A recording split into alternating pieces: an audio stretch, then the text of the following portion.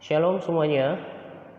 Pada kesempatan ini saya akan berbagi tentang pentingnya memuji dan menyembah Tuhan dan kedahsyatan apakah yang terjadi kalau orang Kristen memuji dan menyembah Tuhan. Pada kesempatan ini sebetulnya saya tepatnya bukan mengajar, tapi berbagi rema. Pagi hari ini, pada hari Sabtu pagi ini, saya membaca pembacaan Alkitab untuk pasal yang kedua, jatah hari ini, yaitu di kitab Tawarikh. Saya akan membacakan di 2 Tawarikh 5 ayat 12 sampai dengan ayat yang ke-14. Di sini dikatakan seperti ini. Demikian pula para penyanyi orang Lewi semuanya hadir. Ya, para penyanyi orang Lewi semuanya hadir, yakni Asaf, Heman, Yedutun beserta anak-anak dan saudara-saudaranya. Mereka berdiri di sebelah timur mezbah, berpakaian lenan halus dan dengan cara cap, gambus dan kecapinya, bersama-sama 120 imam peniup nafiri. Ayat yang ke-13, lalu para peniup nafiri dan para penyanyi itu serentak memperdengarkan paduan suaranya untuk menyanyikan puji-pujian dan syukur kepada Tuhan. Di ayat 12 tadi ada penekanan penyanyi, lalu di ayat yang ke-13 ada nyanyian puji-pujian dan syukur kepada Tuhan.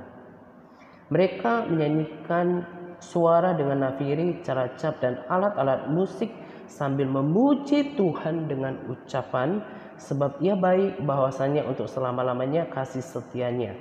Pada ketika itu rumah itu, yakni rumah Tuhan, dipenuhi awan. Jadi tanda kehadiran Tuhan di zaman perjanjian lama adalah yaitu turunnya awan. Nah, tadi di ayat ke-12 ada penekanan penyanyi. Di ayat 13 ada penekanan memperdengarkan pujian kepada Tuhan, memuji Tuhan dan ucapan syukur. Lalu di ayat yang ke-14, sehingga imam-imam itu tidak tahan lagi berdiri untuk menyelenggarakan kebaktian oleh awan itu, sebab kemuliaan Tuhan memenuhi rumah Allah. Saya renungkan ayat firman Tuhan yang luar biasa ini. Saya belajar untuk merenungkan apa yang saya baca. Saya bayangkan sebuah kebaktian yang rapi. Di sana kan dikatakan ada anak-anak, ada saudara-saudara, ada para imam, ada para penyanyi. Nah, ini menunjukkan sebuah kesatuan,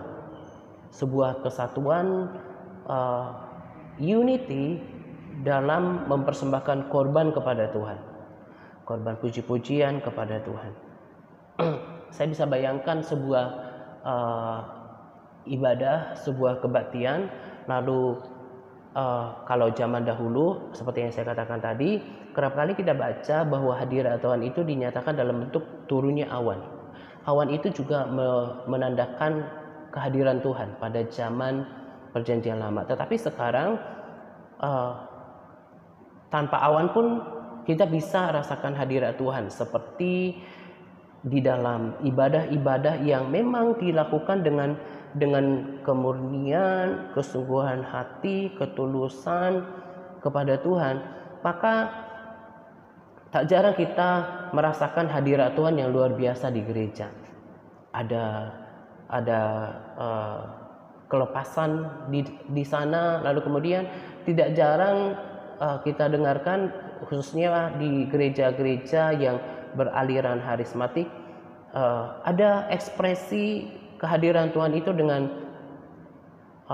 air mata, kemudian orang menangis, tetapi menangis bukan kesedihan, tetapi menangis sukacita karena kehadiran Tuhan. Karena nggak mungkin orang dipaksa menangis,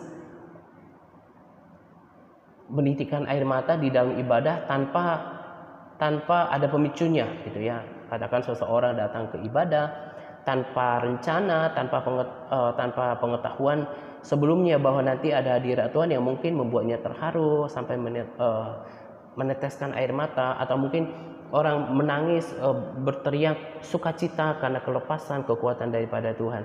Nah, itu semua sebagai bukti nyata kehadiran Tuhan. Nah,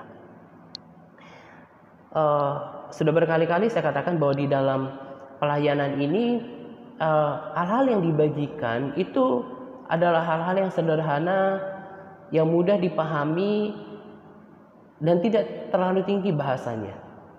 Saya bagikan rema di dalam pelayanan saya seringkali, lalu kemudian juga hal-hal apa yang saya dapatkan dari pembacaan Alkitab, seperti mungkin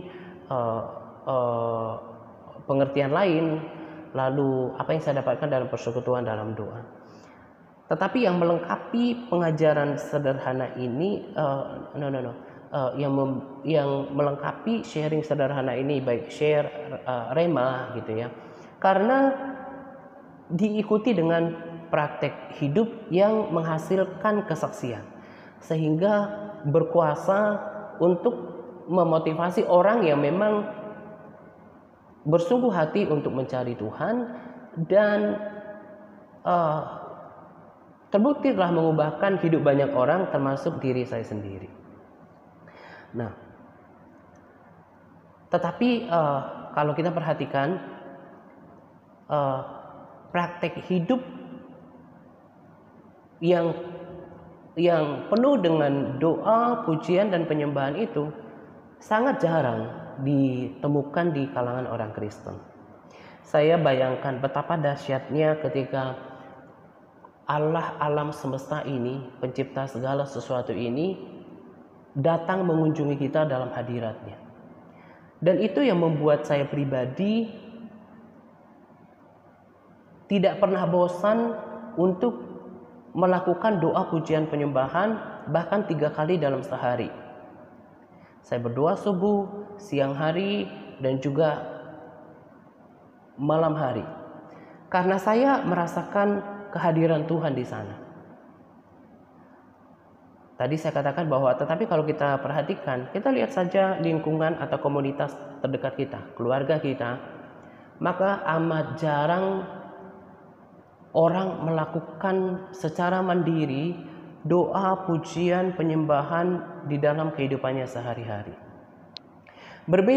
Masih berbeda ketika orang mendengarkan lagu pujian penyembahan lewat mungkin video atau dengar video seperti di YouTube gitu ya. Itu baik, tetapi berbeda kalau kita masuk ke dalam kamar kita ambil waktu khusus, kita datang berdoa, memuji, menyembah Tuhan. Nah, praktek seperti ini sangat jarang ditemukan di kalangan orang Kristen. Tadi saya katakan coba kita cek di lingkungan terdekat kita saja dulu, maka hal-hal ini akan jarang ditemui. Tidak terbayang ketika kebaktian itu terjadi, lalu awan kemuliaan Tuhan turun dan disertai hadirat Tuhan yang membuat para penyelenggara kebaktian sudah nggak kuat lagi karena kemuliaan Tuhan memenuhi tempat itu.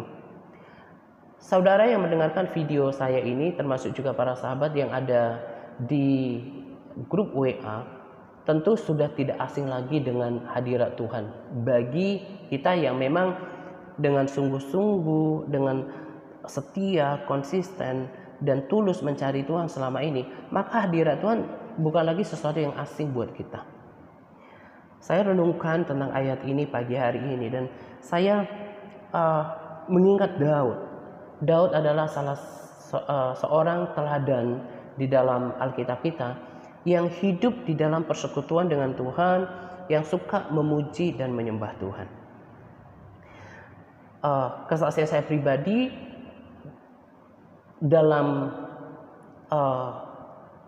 hal pujian penyembahan ini, ketika saya tekun melakukannya, terlebih ketika pertengahan 2015 hingga sekarang, ketika saya mengambil komitmen untuk sungguh-sungguh mau menjadi orang percaya yang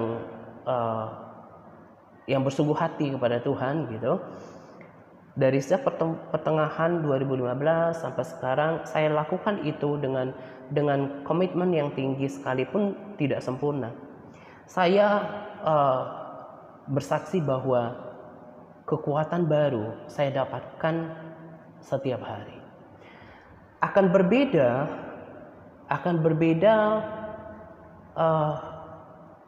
praktek hidup, akan berbeda sikap hidup, akan berbeda performa orang Kristen yang hidup di dalam doa, pujian, dan penyembahan. Orang Kristen yang hanya rutinitas ke gereja sekali seminggu tanpa persekutuan doa, pujian, dan penyembahan setiap hari dari Senin sampai Sabtu, itu akan berbeda dengan orang Kristen yang setiap hari datang kepada Tuhan, memuji, menyembah Tuhan. Orang Kristen yang hidup dalam pujian, penyembahan kepada Tuhan, itu akan sikap hidupnya, semangat hidupnya itu akan berbeda. Tantangan boleh ada, tetapi dia tetap memiliki iman, dia tetap memiliki kekuatan, dia tidak akan pernah patah semangat dalam menjalani hidup. Keadaan boleh susah sama dengan yang lain, tetapi dia tetap bisa bersyukur. Karena apa? Karena ada kekuatan baru yang diperoleh setiap saat, setiap hari dalam hadirat Tuhan. Sementara orang yang tidak memiliki persekutuan yang teratur dengan Tuhan setiap harinya, maka kekristenannya akan kering, beda. Kalau Anda yang mendengarkan video ini sudah sampai pada tahap persekutuan yang saya miliki, atau bahkan lebih daripada saya, akan mengerti ketika kita berbicara dengan orang lain, beda orang yang memiliki persekutuan dengan Tuhan dengan yang enggak. Lalu kenapa? Karena persekutuan ini kan bagian daripada pengalaman pribadi dengan Tuhan. Orang Kristen yang mengalami Tuhan secara pribadi itu akan berbeda dengan orang Kristen yang cukup sekali seminggu, apalagi cuma Kristen KTP. Dia punya pengenalan Allahnya kurang. Bahkan kalau kita berbicara hal-hal yang sederhana pun, orang yang tidak memiliki persekutuan dengan Tuhan cenderung menggunakan pikiran. Tetapi orang yang memiliki persekutuan dengan Tuhan akan hidup dalam iman. Orang Kristen yang tidak memiliki persekutuan dengan Tuhan, itu karakter orangnya gelisahan, pakai pikiran. Kemudian kalau kita berbicara dengan Tuhan, itu kayak ada selaput di matanya, ya, sehingga nggak nyambung kalau kita ngomong tentang Tuhan, ngomong kebenaran, tentang hidup yang sementara ini, tentang kekekalan gitu ya. Nggak menarik bagi dirinya sendiri. Tetapi kalau kita berbicara dengan orang yang intim sama Tuhan, yang punya kehidupan kekristenan yang sama dengan kita, punya persekutuan yang akrab dengan Tuhan, memiliki jam doa, pujian, penyembahan yang teratur, maka spiritnya itu nyambung dan klik bicaranya gitu. Nah, orang yang tadi kembali saya katakan bahwa bedanya orang yang hidup dalam doa, pujian, dan penyembahan dengan yang enggak. Orang yang hidup dalam pujian penyembahan, sekalipun keadaannya susah, dia tetap teguh di dalam Tuhan. Dia tetap memiliki pengharapan yang kuat di dalam Tuhan. Hidupnya tetap bersemangat. Dia bukanlah orang yang ketika keadaan tidak baik akhirnya menjadi bersungut-sungut. Tetapi dia tetap mengucap syukur. Dia bisa tenang. Dia tahu ada pengharapan karena ada Yesus. Maka pengharapan selalu ada. Jadi nggak punya alasan untuk bersungut-sungut, berputus asa, apalagi melakukan hal-hal yang di luar akal seperti yang kita dengarkan baru-baru ini gitu ya. Orang yang memiliki persekutuan di dalam Tuhan, dia akan sikap hidupnya akan teratur, terarah, tenang, dan bahkan menjadi berkat. Nah, karena apa? Di dalam hadirat Tuhan ada kekuatan baru. Ketika Nabi Elia kehabisan kekuatannya, dia bahkan mau bunuh diri, tetapi dia kemudian naik ke Gunung Horeb menggambarkan hadirat Tuhan, dia menjadi bersemangat kembali. Nah, demikian kurang lebihnya gambaran gambaran keadaan dua orang yang berbeda, yang hidup dalam persekutuan dengan firman Tuhan dan yang enggak. Nah, jadi kalau kita memiliki doa, pujian dan penyembahan yang setia, yang disiplin dan konsisten, maka kita akan menjadi orang Kristen yang kuat sampai Tuhan memanggil kita kembali. Masalah boleh ada, persoalan boleh ada, tapi karena kita punya Yesus, kita akan tetap kuat. Karena yang saya percaya, ketika kita masuk ke dalam hadirat Tuhan, kita merasakan hadirat Tuhan, maka akan ada transfer kekuatan yang ilahi, yang supranatural dari Tuhan yang memiliki kekuatan yang tidak terbatas itu kepada kita. Nah, lalu kemudian mengingat Daud yang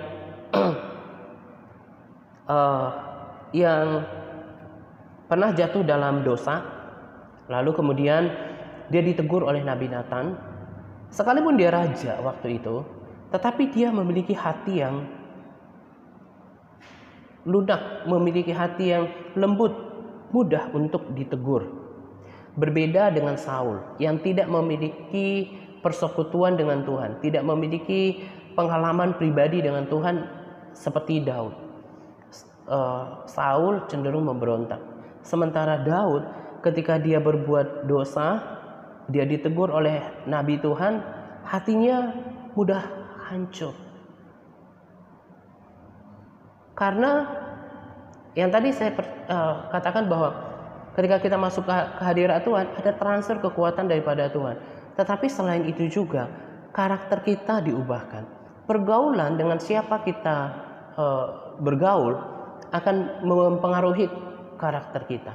Kalau kita bergaul dengan Tuhan yang hidup, lama-lama karakter kita akan seperti Yesus. Tuhan Yesus berkata, "Aku ini rendah hati dan lemah lembut." By proses kita akan diubahkan sedikit demi sedikit dan disempurnakan sama seperti Yesus. Saya adalah saksi daripada semua ini. Banyak hal yang sudah diubahkan Tuhan di dalam kehidupanku ketika saya menjadi pelaku firman, berkomitmen untuk menjadikan firman Tuhan sebagai otoritas dalam kehidupan saya, dan memiliki kesetiaan dan konsistensi. Sekarang sudah mau jalan 6 tahun, saya hitung dari sejak pertengahan 2015 itu, banyak hal yang sudah diubahkan dalam kehidupan saya. Ada banyak hal yang tiba-tiba, seperti belum lama ini sebuah kejadian, Tuhan tunjukkan melalui kejadian itu bahwa yang karakter yang ini sudah diubahkan oleh Tuhan. Nah, orang yang memiliki persekutuan dengan Tuhan di dalam doa, pujian dan penyembahan, selain mendapatkan kekuatan baru setiap hari, maka dia memiliki karakter yang lembut untuk ditegur. Nah, akan terlihat saya dengan perjalanan kerohanian sekarang bersama dengan Tuhan, saya bisa tahu orang yang intim sama Tuhan yang diwujudkan dengan doa, pujian dan penyembahan itu akan mudah berubah, mudah ditegur, hatinya mudah remuk. Tetapi kalau orang yang tidak hidup dalam doa, pujian dan penyembahan, maka kecenderungannya akan apa? Memberontak, marah, tersinggung, bahkan menyerang balik. Persis kayak kelakuan Saul. Marah, tidak terima, tersinggung, bahkan menyerang balik. Tapi kalau Daud tidak seperti itu. Hari ini saya ngobrol dengan salah seorang sahabat, ada Bu Retno. Dia bilang bahwa manusia itu tidak mungkin sama sempurnanya seperti Yesus. Tentu karena sejak awal pun Yesus gak pernah berbuat salah, manusia sudah pernah jatuh dalam dosa gitu ya. Tetapi yang saya mau katakan adalah bahwa ketika kita hidup di dalam doa, pujian dan penyembahan, kita intim sama Tuhan, hidup dalam doa, pujian dan penyembahan, karakter kita diubahkan, maka kita akan peka, kita akan uh, peka terhadap dosa. Saul merasa nggak bersalah ketika ditegur, tetapi Daud punya sensitivitas yang tinggi. Dia tahu dia berdosa, dia langsung mengakuinya di hadapan Tuhan dan dia bertobat.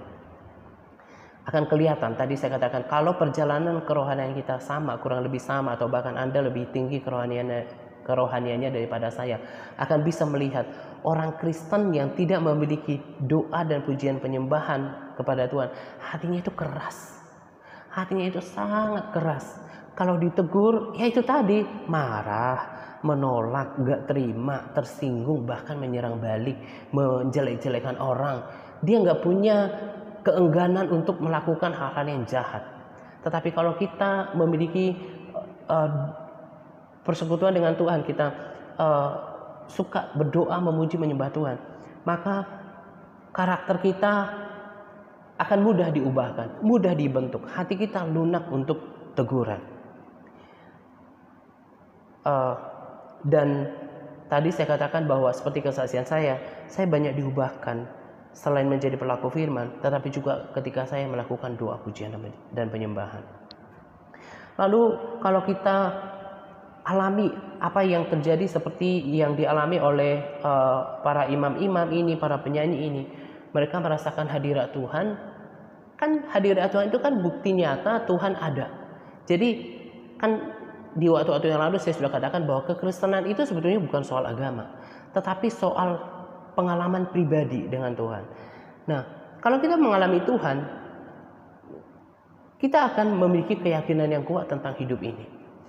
Kita akan memiliki pengalaman dengan Tuhan. Pengalaman ini yang juga akan memberikan kita kekuatan, memberikan kita pengharapan, dan juga berkat. Saya pernah baca sebuah buku yang berkata begini, kalau sampai dapat kunjungan daripada Tuhan, tidak mungkin Tuhan datang dengan tangan kosong. Saya juga pernah membaca buku kesaksian penglihatan tentang ibadah, di mana ketika orang-orang percaya yang sungguh-sungguh mencari Tuhan, memuji, berdoa, menyembah Tuhan, Tuhan tumpangkan tangan atas mereka. Nah, demikian juga ketika orang Kristen datang dengan kesungguhan, dengan ketulusan, dengan hati yang haus, bahkan kalau dengan hati yang mengasihi Tuhan, maka Tuhan akan memberkati. Tetapi ingat, jangan selalu fokusnya materi gitu. Karena berkat itu tidak selalu materi. Tetapi tadi seperti yang saya katakan, kekuatan yang baru, semangat yang baru, Tuhan memberkati kesehatan kita. Soal materi ini kan gak selalu instan. Itu ada prosesnya. Jadi makanya saya garis bawahi jangan selalu melihat materi. Nanti kalau selalu yang fokusnya materi bisa kecewa gitu. Tapi kita menjadi bersemangat, kita tidak bunuh diri seperti orang-orang di luar sana, kita kemudian tidak melakukan kekejian seperti orang-orang di luar sana. Itu kan berkat. Tuhan memberkati pikiran kita dengan pikiran yang baik, pikiran yang benar, pikiran yang sehat gitu. Nah, maka semuanya akan diperbarui ketika kita di hadirat Tuhan. Kalau kita rasakan Tuhan, kita semakin yakin bahwa Tuhan itu ada. Jadi kita nggak putus asa, kita dapatkan kekuatan baru. Kemudian hati kita semakin dilembutkan. Kita akan menjadi serupa dengan Tuhan hari semakin hari. Dan Tuhan akan memberkati kehidupan kita. Nah, tetapi seperti yang saya katakan di awal tadi, tetapi permasalahannya ada berapa banyak orang Kristen yang hidup dalam doa, pujian, dan penyembahan. Tadi saya sudah katakan, saya adalah saksi daripada ini semua. Saya diubahkan, saya tetap bersemangat, saya tetap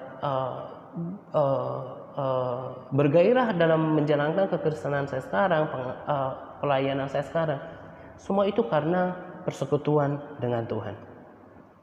Punya pengalaman pribadi dengan Tuhan itu luar biasa penting dalam kehidupan kita. Supaya kita sadar akan kehadiran Tuhan, kita memiliki pengalaman pribadi sama Tuhan itu penting, karena tadi saya katakan bahwa kekristenan itu bukan soal agama, tapi memiliki persekutuan pribadi, pengalaman pribadi dengan Tuhan. Kalau orang sudah mengalami pengalaman pribadi dengan Tuhan, nggak mungkin putus asa, nggak mungkin bunuh diri. Lalu tadi juga saya katakan, udah bergaul sama Tuhan yang hidup, selain bersemangat, bergairah dalam hidup, dia juga akan, ini juga akan otomatis mengubah cara hidupnya. Tidak lagi hidup seperti cara dunia, tidak lagi berkata-kata seperti kata-kata dunia. Sikap dan perilakunya akan terekspresi dengan perbuatan-perbuatan yang baik, yang benar, yang suci, yang mulia, perkataannya, pikirannya, dan juga perbuatannya.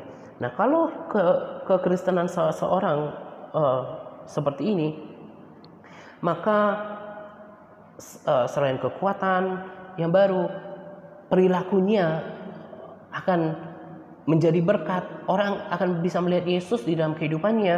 Dia tetap bersemangat, dia tetap bergairah. Lalu kemudian hidupnya pasti diarahkan oleh Tuhan. Tetapi bukan berarti karena mencari Tuhan dalam doa, pujian, dan penyembahan kemudian menjadi miliarder gitu ya. Nggak seperti itu. Tapi kecukupan Tuhan, penyertaan Tuhan itu pasti ada. Saya orang Kristen yang bahagia. Saya bahagia menjalankan kehidupan saya. Bukan berarti karena saya banyak uang, bukan berarti saya kaya raya, bukan. Tetapi lebih daripada uang, lebih daripada harta, lebih daripada popularitas adalah sukacita yang dari Tuhan, damai sejahtera yang daripada Tuhan, pengalaman pribadi dengan Tuhan itu mahal. Itu seperti orang yang mendapatkan mutiara, seperti orang yang mendapatkan harta terpendam. Nah, itu yang saya lakukan, itu yang saya ajarkan. Telah mengubahkan praktek hidup seperti itu, telah mengubahkan hidup saya, dan telah mengubahkan praktek hidup orang-orang yang saya layani. Pesan saya kepada Anda yang menyaksikan video saya di YouTube. Kekristenan kami, tadi saya katakan sederhana aja. Hanya baca firman Tuhan dan menjadi pelaku atasnya. Kalau kami tahu baca kitab itu, memang itu yang mestinya dilakukan oleh orang Kristen dan kami lakukan. Kalau kami tahu bahwa seperti ini adalah rema, bahwa hidup dalam pujian penyembahan, kami praktekkan. Sesederhana itu. Karena saya berkali-kali katakan kepada orang-orang yang saya layani, kekristenan itu bukan soal agama, soal knowledge, tetapi bagaimana pengalaman pribadi dan praktek. Anda tidak akan pernah mengalami pengalaman pribadi, persekutuan pribadi dengan Tuhan kalau Anda hanya dengar dan tanpa melakukan bagian Anda. Di luar sana ada banyak oknum hamba Tuhan yang punya pengetahuan Tuhan yang banyak, teologi yang sangat tinggi gitu ya. Saya nggak ada apa-apanya dengan mereka. Tetapi pengajaran seperti itu tidak lantas membuat Anda menjadi orang Kristen yang hebat, punya pengalaman pribadi dengan Tuhan. Saya tidak sedang katakan itu tidak baik. Itu baik semuanya, menambah pengetahuan kita. Tapi kalau Anda, saudara, tidak melakukan bagian Anda dengan cara-cara yang sederhana seperti ini, membaca firman setiap hari, menjadi pelaku atasnya, berdoa, memuji dan menyembah Tuhan, maka Anda sampai akhir hidup Anda, sampai kapanpun, Anda tidak akan pernah memiliki pengalaman pribadi dengan Tuhan, tidak pernah merasakan Tuhan, tidak pernah semakin sama dengan Tuhan. Karena itu saya undang Anda, kalau merasa bahwa sudah Kristen nih, sudah puluhan tahun, bahkan Anda sudah di atas 50-an, tapi kok kayaknya hidupnya tidak memiliki cerita khusus, tidak memiliki kisah dengan Tuhan, tidak memiliki persekutuan pribadi, tidak betah baca firman, apalagi berdoa memuji Tuhan gitu ya. Rasanya Anda perlu bergabung dengan kami. Saya akan menuntun Anda bagaimana membangun kekristenan yang sampai memiliki persekutuan dengan Tuhan. Hubungi nomor-nomor WA pada deskripsi video-video kami. Saya akan mengajarkan kekristenan yang sederhana, yang berpraktek, dan telah terbukti mengubahkan kehidupan kami. Dan untuk para sahabat yang sudah setia bersama dengan diri saya, Anda sekarang tetap kuat sampai sekarang. Kemarin di grup Big Internet yang pemuritan awal, ada seorang ibu katakan bahwa minta dukungan doa karena orang-orang di dalam persekutuannya udah nggak mau lagi ibadah gitu ya. Nah, Sama sebetulnya. Orang-orang yang seangkatan dengan kita yang tidak ada di New MTRC Advance sudah enggak lagi berhasrat untuk melakukan PPW. Kenapa? Karena selama saya ajar dari awal pelayanan ini ada untuk memiliki komitmen diri, untuk bayar harga, memiliki kesetiaan dan konsistensi untuk membaca firman, menjadi pelaku atasnya, mencari Tuhan dalam doa, pujian dan penyembahan. Dia tidak lakukan. Orang-orang yang gagal melakukan ibadahnya, gagal menemukan persekutuan dengan Tuhan. Itu yang membuat akhirnya mereka berhenti. Nah, Anda tetap bertahan. Salah satunya karena telah memiliki pengalaman pribadi dengan Tuhan dalam doa, pujian, penyembahan. Pujian penyembahan yang tadi saya sudah katakan memberikan kekuatan baru untuk kita, mengubahkan kehidupan kita, memperbarui semangat kita, kekuatan kita. Karena itu tetap lakukan itu. Kasus yang seorang ibu katakan di Big Internet, orang-orang persekutuannya udah nggak mau lagi ibadah gitu ya. Itu juga ditemukan di TRC bagi mereka yang punya selera yang rendah dalam mencari Tuhan. Tetapi saya bisa melihat kebanyakan kita yang di grup yang advance group ini sudah teguh.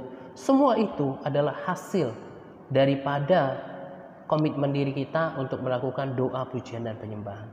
Karena itu teruskan itu. Kita malah bersyukur kita telah memulai itu di tahun 2015, 16, 17. Masa-masa ketika itu tidak sesusah sekarang. Saya malah jempol dengan beberapa saudara yang di Pemuritan Awan yang mau sekarang mengambil komitmen untuk berdoa, pujian dan penyembahan di masa sukar. Di mana kebanyakan orang yang tadinya sudah memulai ibadah pun undur, tapi mereka mau memulai. Karena itu untuk saudara yang ada di Big Internet, saya sangat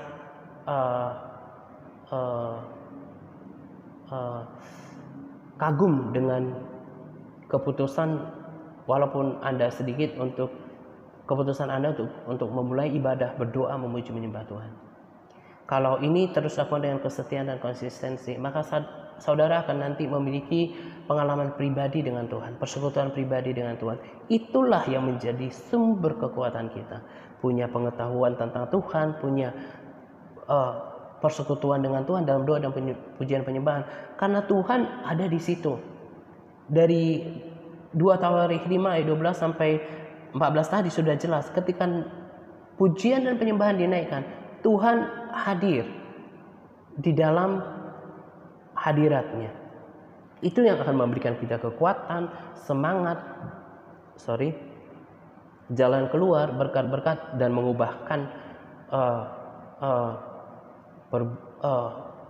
kehidupan kita, karakter kita. Karena itu terus lakukan itu supaya menjadi orang Kristen yang berbeda. Saya menjadi orang Kristen yang berbeda sekarang. Ini tanpa bermaksud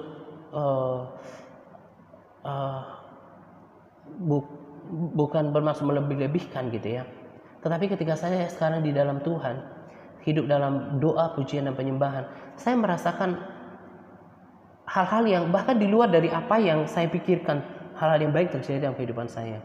Saya bahkan merasa lebih segar, saya merasa lebih tenang, saya merasa lebih sehat, lebih mudah gitu ya, dibanding ketika dulu hidup dalam hawa nafsu, baik terhadap makanan juga, dosa juga gitu ya.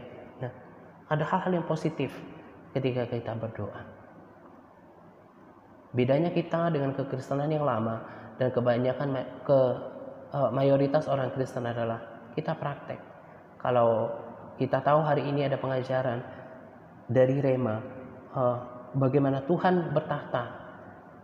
Ketika kita menaikkan pujian penyembahan, Tuhan hadir, lakukan supaya alami Tuhan itu sendiri.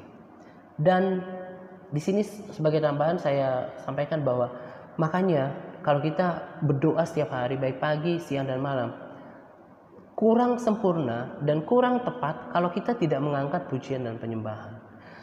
Entah saudara bisa main gitar atau enggak, atau dengan suara tanpa musik pun, paksakan diri untuk memuji, menyembah Tuhan, mengangkat pujian dan penyembahan kepada Tuhan. Karena apa?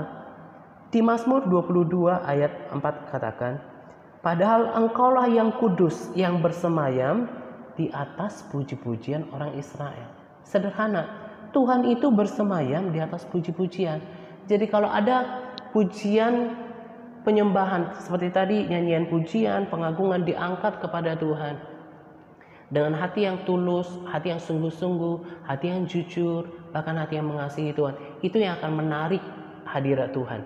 Itu yang akan membangun tahta Tuhan. Kalau udah tahtanya Tuhan terbangun, Tuhan akan datang. Kalau Tuhan sudah datang, semuanya apa yang kita inginkan itu pasti, apa yang kita butuhkan, apa yang kita butuhkan, apa yang kita perlukan, Tuhan akan perhatikan. Karena itu yang untuk pesan yang terakhir dalam PPW, usahakan harus mengangkat pujian penyembahan kepada Tuhan. Entah lagu apapun itu, entah dari kidung jemaat, entah dari lagu-lagu yang sekarang, kitalah yang memberikan jiwa pada lagu itu. Kalau kita nyanyikan dengan senap hati, senap jiwa, dengan jujur kepada Tuhan, dan itu menyenangkan hati Tuhan, maka Tuhan akan hadir dalam pujian penyembahan. Maka kita akan terima bahkan lebih daripada apa yang kita pikirkan. Nah, kiranya apa yang saya bagikan pada Rema di dalam video kali ini memberkati dan memotivasi kita sekalian. Saya suka berada di hadirat Tuhan, dan saya nggak bisa bayangkan kalau saya hidup tanpa hadirat Tuhan. Dan itulah yang membuat saya kuat sampai sekarang, berubah sampai sekarang, bersemangat kekristenannya sampai sekarang. Dan kiranya apa yang saya sudah saksikan juga menginspirasi setiap orang yang mendengarkan video ini. Nah, ini saja yang saya mau bagikan pada kesempatan ini, dan kita akan jumpa kembali pada video saya selanjutnya. Tuhan Yesus memberkati kita senantiasa. Amin.